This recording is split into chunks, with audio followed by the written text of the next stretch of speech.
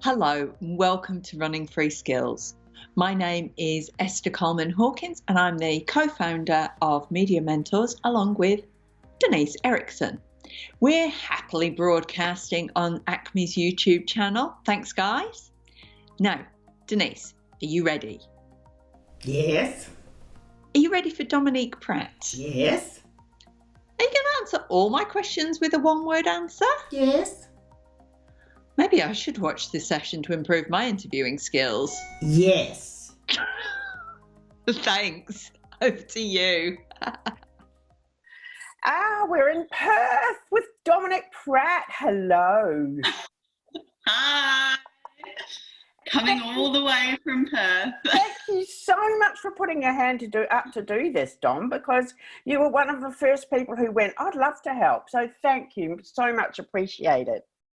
Oh, it's my pleasure. I think it's such a needed thing, and I love teaching, so yeah. Perfect. So you actually do teach radio presenting and producing skills at Murdoch. And you also talk a bit about your malleable career, and you bill yourself now as a freelance director, a presenter, a producer. It's the sort of careers we all have to have these days, isn't it?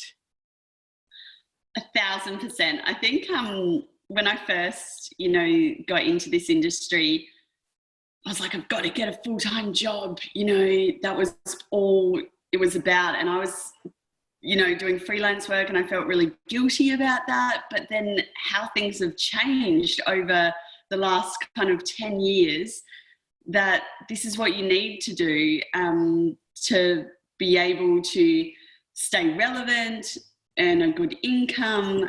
You have to be able to do a lot of different things. And if you've got a personality like mine, I think you kind of love doing different things as well. So, yeah. Okay, we're going to focus on what you actually teach today, which is actually sort of radio presenting and producing skills in a way, but also interviewing, because at the basis of everything that we do are jolly good interviews. So what for you constitutes a good interview?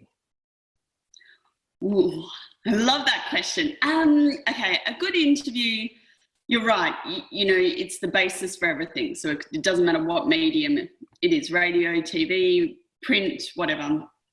I think for me, what constitutes a good interview is something that delves into a topic a little bit deeper than the usual, like not just firing those 20 questions off.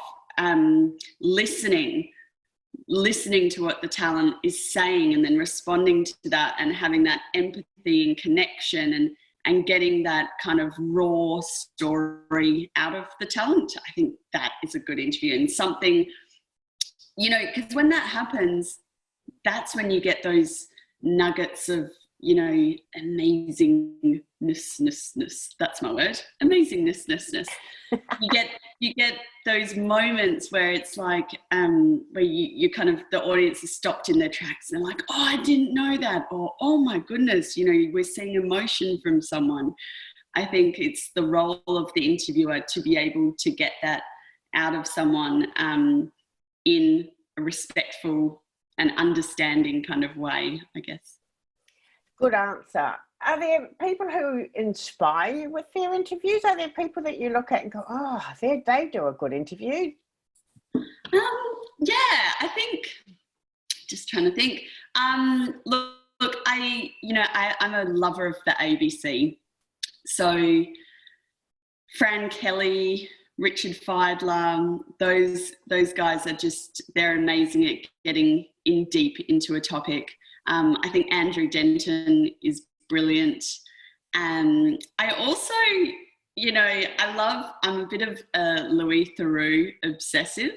Now, I wouldn't say he's like the traditional way of sitting down and conducting an interview. He's more of a listener. He kind of stands back. He has more of a passive role, I guess. But I kind of like that as well, because it allows his talent just to kind of keep spilling the beans a bit. So I love that. I think what you're describing actually is that there's lots of different types of interviews, and I thought we could explore, a different range of them before we get into that sort of nitty gritty of how you go about what are the process of getting a good interview. So let's talk a bit about, say, having to sell a product. I mean, in a way, like when you were working on WA Home, in a way you're sort of not selling a product exactly, but you are telling a different type of story perhaps. So tell me about how you approach those sorts of interviews, for example. Yeah, you're right. I think that was like advertorial TV. So you're right, you're selling a product without being like, hi, here's this product. So I think what I would try and do again is just try and find the story behind that product, find something really interesting about it. Maybe it's innovative in some way, or maybe the person who has come up with the product or runs the business it's a family business of generations and generations of, been doing it for 50 years. Try and find the bits that I find interesting that will allow the audience at home to kind of connect on that human level. And then once you connect on that human level, then the rest is kind of flows. With advertorial TV, you never want to make it too selling or too forced or too obvious, which is a trap that people can fall into. So it's just trying to find that story, because that's what interviews are all about. That's what story is about. It's just about human connection, just in varying ways. Another piece that I was watching before we talked was the one that you did on wrestling, which I thought was great. And it's quite a challenge to interview, as you're about to be dumped on the floor. Tell me about how you sort of prepared for that and why you chose to do an interview like that. So I didn't prepare for it. That was a very kind of like off the cuff kind of, I'm just going to go for it. A friend of mine was a female pro wrestler, and I was like, that is so cool. We've got to film something. Let's just go do it. And I organised a few interviews and did a bit of background. And I think my intention was to kind of immerse myself in that world a bit, and whatever happened, happened. So I guess when you do those interviews, you have to be prepared for anything to happen and to just kind of like naturally go through the motions and just have just be yourself, I guess. So when I had like guys, big beefy dudes putting me in a headlock while I was trying to talk to them, it's like, okay, you just kind of like just go with it. I think it's just going with the flow and not being afraid for anything to happen. And I think that's the beauty of these kind of things and of that kind of documentary, is that it is so raw and natural, and the reactions are so natural and the interviews are so natural that people just resonate with it, And I think it comes back to having done this sort of preparation in a way and having everything in your mind as you go into something like that, which we'll talk about in a minute. But one of the other pieces I watched of yours was a much more constructed documentary of a tour guide up in Karata, I think. And it was a much more constructed interview, and it was lovely. So how did you approach that one? That was a recent job, and that was just such a privilege to be able to go up there and be taken around that area. To prepare for that, I think I did a lot of research. We'll talk about this, but research is the key. But I think the key with those ones was that I pre-interviewed people. So I formed a relationship with those people before arriving on set, because the set can be so daunting for some people, and there's cameras and there's lights and there's crew, and it can really put people on edge. But if they've already got a bit of a friendship or relationship with the interviewer, they feel safe and secure.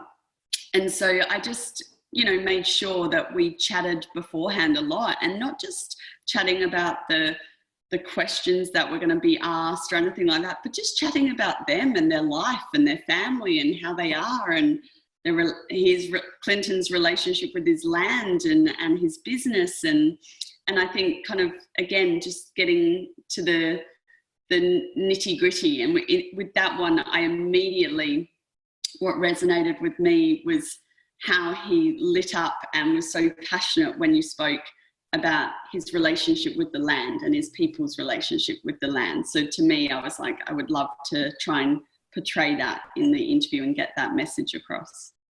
And did you direct that one as well? Yes, yeah. So you chose, I mean, it was a beautiful setting, and we will play a couple of little clips in from it. But why did you choose, how did you go about choosing the location for that interview? So that specific location, it was Hearson's Cove in Karratha. That's where a lot of the Aboriginal rock art is. And that's one of the locations that Clinton takes people on his rock art tours. It's beautiful. We could use a drone, which is always beautiful. And I think just that's a really good point actually with interviews and locations, is taking someone to a spot that has meaning to them. Rather, like, I just could not imagine putting Clinton, who is this amazing guy, in a white office and conducting an interview in there. It just wouldn't make sense. You know, he's got to take us to the place he loves most. That's why we chose it, yeah. Great. Well, look, let's get to the nitty gritty, and I'm going to lead us through the stages of a good interview. You talked before about research. Tell me about how you approach research. What research do you do?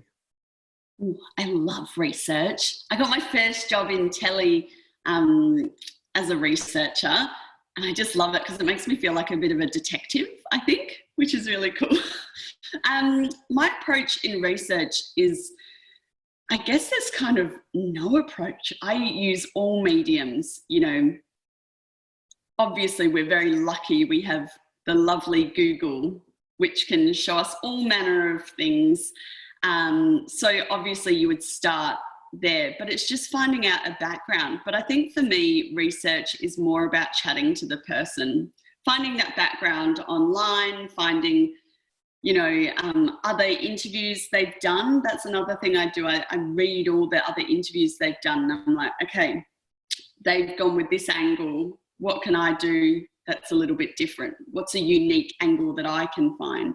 You know, and you've got to, with research, find the facts as well. Because as an interviewer, you can't rock up to an interview and not have the knowledge and not have the facts. I find that incredibly disrespectful to your talent who you're interviewing. They're incredibly knowledgeable, and it forms a good relationship with them when you come to them and you know things, you know. Yeah, I mean, when we spoke actually, like a few days ago, and you were saying stuff about, you'd Googled me and like had a look at my work history, I was like, oh, that was weird, because that's what I do for people. Yeah, so I think having those facts is really important, and just not being afraid to make phone calls. We're so used to being online in a digital age, and it's like, get on the phone and chat to people. That's funny you say that, because I think it's one of the most daunting things. And oddly enough, when I started out my career, probably when your mother was a baby, I used to be terrified about ringing people and talking to them. So it's even worse now. But you're so right. You've got to talk to people. You've just got to. I get terrified. Totally. You know what I do? I write out, this is like a weird little thing. I have a little notepad, and just in case something happens when I phone them and I kind of freeze or something, I have the first few lines of what I want to say written down, and I never use it, but it's kind of my safety net. But once you get on the phone to someone, then you're like, oh no, this is fine. I remember how this works. That's such a good tip. I love it. Okay, so you've done your research. Now, How do you approach your construction of your questions? Do you have a list when you go out? How do you go out prepared? What do you take with you? Yeah, I usually tell my students to always have at least 10 questions written down which form some kind of narrative, you know, a beginning, a middle and an end. You need to know how to start your interview. You need to know how to get into the nitty-gritty, but you also need to know how to get out of an interview. Sometimes I can just keep going, and you never want to have like a 5-hour interview to transcribe or something. That's a nightmare. So, and that comes back to just like finding your angle. Like you have to find your angle before you construct your questions. So I have like 10 questions, sometimes more, with their own, following the angle, following the story, but then I am ready and able to change as the interview goes. I think that is like the biggest key, because I think some people can get very caught up in these 10 questions and they're like, yep, I'm listening. Okay, what's my next question? But they may have just told you something absolutely amazing that the audience would want you to say, sorry, what? Tell me more about that, you know? But sometimes you can just get so caught up to this safety of these questions. So just knowing that you can always fall out of those questions, come back to them, you know, they're kind of there as a skeleton for you. And you've made a very good point. Of course, even before you get out and construct your questions, it's finding the angle and research. And we haven't got a lot of time to go into that today, but it's a point well made that there's no point going out with a plethora of questions that are not telling a focused story, is there? I mean, you've got to focus. No, and then it just makes your life so much harder in an edit. It's like then you've got to try and somehow find an angle in an edit, and it just doesn't make sense. It's like find the angle at the beginning and you make your life so much easier. Perfect. Okay, so you're out on the set, you've done your research, you've got your angle, you've got your questions, which may or may not change. Now, how do you build empathy with interviews on set? Because, I've had a few where you just they freeze and all of those horrible things that happen to people. How do you build that empathy? I love that question, because I think empathy is the key for a great interview.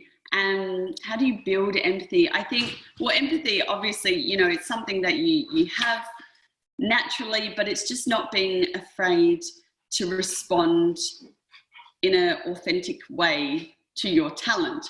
So if they've said something that moves you, tell them, you know, and be able to guide them through the interview. You know, a film set is not a comfortable place for many people. So it's like letting them know what is happening without letting them know everything. So it's, you know, and that's what a pre-interview is about as well. In the pre-interview, you kind of tell them, this is kind of what's going to happen. This is the angle. I never tell people my questions, but I'll give them a gist of what the interview is going to be about. But just, you know, being really natural and saying, hey, this is a conversation. Like, especially in documentary, it's like we can sit down, we can have a chat. This is not live TV. It's okay. You can stop, you can start, we'll say a question again. It's all going to be okay. Just making people feel at ease, because once they feel at ease, then they'll just, you know, sit back, and then all the great stories will come from that. Obviously, a lot of what you're describing is an ability to communicate. And in the end, as an interviewer, you have to drive that communication, don't you? And so I'm curious to know how you see that role and how you perpetuate it, I guess. So the role to communicate? Yeah. Yeah, I think I'm quite passionate about communication. I think the art of communicating well is just a really amazing skill to have. I think the role of communication is vital in an interview, and it's not just about the verbal. It's about eye contact. You know, it's about you know, I was going to say touch, but we're not really allowed to. Not a coronavirus, no. not during a virus can you do this, but in 6 months or whatever time, then just, you know, not being afraid to say, you know, it's okay, and putting a hand on the shoulder or something like that. But communicating in all those different areas is just so important. It just forms a connection with your talent, and that is the basis of getting a good story. And also just realizing, because I've done stories and interviews which I found so hard as an empath to do. You know, someone's telling a really troubling story and you feel like, oh goodness, I'm putting this person on camera. Like, why am I doing this? You know, but then you realize that you're doing them a good justice by getting the perfect story out there for the world to see, which is important and can drive change. It's such a powerful place to be, but at the core of it all is just good communication. You also raise an interesting point about interviewing and ethics, and I'm sure that you've come across things where you're describing there where stories are difficult for people. How ethically do you manage those interviews, and do you stop people saying things that go too far? How do you manage that? So it's really tough. It's really tough. I've had like tears before, you know. I think it comes back to your angle, doesn't it? You know, what is the angle? What is the message you're trying to portray? Because you've done the pre-interview, the talent is comfortable with that message. So if they get emotional or show some emotion and it's related to that angle, well, then you let it go, you comfort them, you sit back. The hardest thing I've found is just sitting back and just wanting to hug someone. I'm a big hugger. So I just want to like hold someone if they're emotional on camera, but then just really, you know, biting your tongue, letting it come out, and then talking to them afterwards and explaining and you know, and it comes back to ethically, you know, realizing what the angle is and what story needs to be told and how comfortable they are. And look, if a talent isn't comfortable and they say they're not comfortable, then that's fine. Then I will never push someone to the point where they are incredibly uncomfortable in a situation. But I've never had that happen, because in the pre-interviews and in the forming of a relationship, I make sure that every talent feels that they can stand up and say, actually, this has gone too far, or I need 5 minutes, or, you know, you have to make them feel safe and comfortable telling their story. Terrific. So you've got all your interview in the can and you're heading back. What's your processes afterwards? I always get interviews transcribed. I usually transcribe them myself. Is that your process? Yeah, I hate transcribing. Transcribing just kills me sometimes, but for me, it just always depends on budget. So, you know, I'll get someone to transcribe it, or I'll transcribe it myself, and then I write an edit script. Usually that's how I work. So I just pick all the bits from the interview that I love, and I kind of like put them down on a piece of paper, and it's kind of like getting those grabs and moving them around to however the story needs to be told, however the narrative is. So sometimes I'll be like, I'm going to start that grab there, and that may not be the right place, but let's see if that works, you know? So not being afraid to move things around a little bit. Yeah, and then I have an idea of the like the B-roll or the general vision that we've shot. I make a note on a shoot of shots that I really like, or sometimes even grabs that I like. When they've said something, I'll write down the time or take some notes, or just chat to other people that were on the set. Did you hear that bit? Yeah, cool. And then write some notes after. And then I just kind of, it's like a puzzle, piecing it all together at the end. That's the fun bit. Now, we've got people watching here will be going, Oh, that was fantastic. But what do I do next? How do I practice? What's your advice to someone sitting here watching going, I really want to put all that into practice, but how do I do that? Just start interviewing. I think, you know, this is something I truly believe, every human being has a story to tell. Your friends, your barista down the road making you a coffee, the person at the post office, the people you have a drink with on the weekend, you know, so just start talking to people and maybe delve a little bit deeper than the usual kind of, hey, did you have a good week? You know, have a chat, have a deep and meaningful. I love a good deep and meaningful. So have a chat to them, find out their story, and listen. Listening is the most important thing. And if you find something really unique, just ask them. And if you could just interview them and just record it on your phone, or, you know, it doesn't need to be, you know, anything too special in the beginning, or just do a phone interview, like a pre-interview with them, and just start practicing constructing questions. But even in daily life, like I swear when I'm talking to my friends, sometimes my interviewer brain is going, I'm like blurting out little different questions that I would have done if it were like a TV or a radio interview. You've got to get that interview brain kind of like clicked in. Oh, that's interesting. How would I ask this? Just start thinking about it all the time and start watching really great interviews, listening to great interviews. There's some amazing podcasts out at the moment. You know, listen to these interviews and go, okay, why did I love that? Why didn't I love it? Start critiquing the media around you, and then you'll find your specific style, I think. You also raised a point there that I meant to ask about before. How do you construct your questions so that you don't get yes or no answers? Oh, yeah.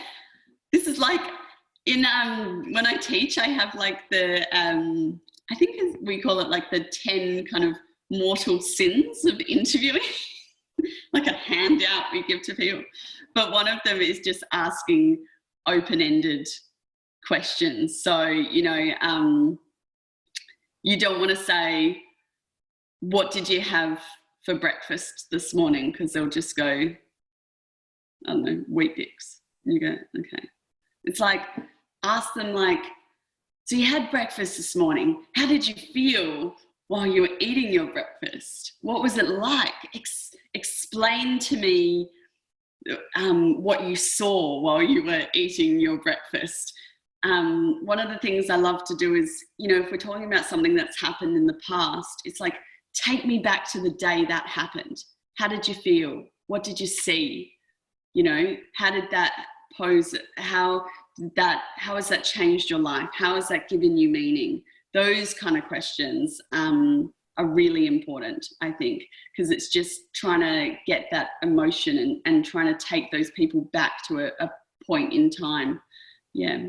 Dom, you mentioned the 10 mortal sins of interviewing. Can you give us a few of those? Yeah, I think it's 7 actually in my head, but you know, not asking a question at all. Sometimes people will just kind of like blurt out facts and the person's like, hang on, I don't know what you're saying. Double-barreled questions, you know, putting too many questions in the one question. I actually do that quite a lot, because then they don't know what to answer. They're like, which question do I answer? Putting too many opinions in a question. I think opinions are great.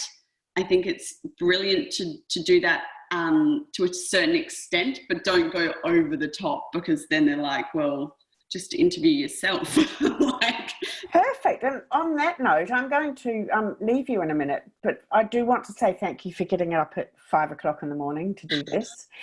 And I also want to ask you, with your cup of tea, what's your sort of one tip for staying sane when we all have to stay inside and not mingle?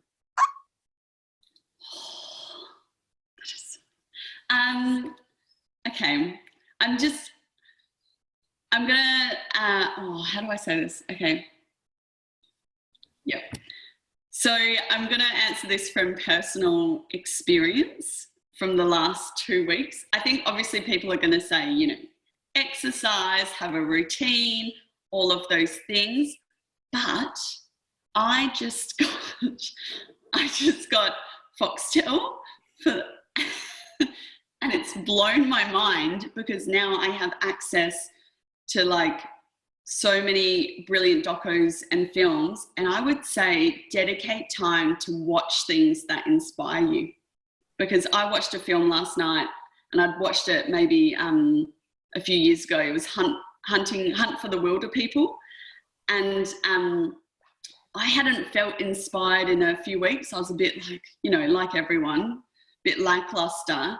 And it was the first time I was like, yes, it really got me inspired. And I was like, I might do some writing tomorrow. And I thought, wow, that's really important. Don't forget the medium that we all love. And it's beautiful to take inspiration and be passionate about other people's work, and we can celebrate it. So just watch things, watch great things. Love it. Love your work. And I saw your dog disappear halfway through our interview. So I think it might be time to take the doggy for the walk. But thank you. Thank you. See you later, Dom. That was awesome. Yeah. See you. Bye. Thank you. That was perfect. You did a brilliant job. Love your work. Thank you. That was really fun. I thought it was awesome. So thanks again, and go get yourself another cup of tea. Yeah, I wanted to go back to bed, but I was like, I've bloody done my makeup, so I'm going to... stuff that. Get up. See ya. See you, Dom. Thanks again. Bye.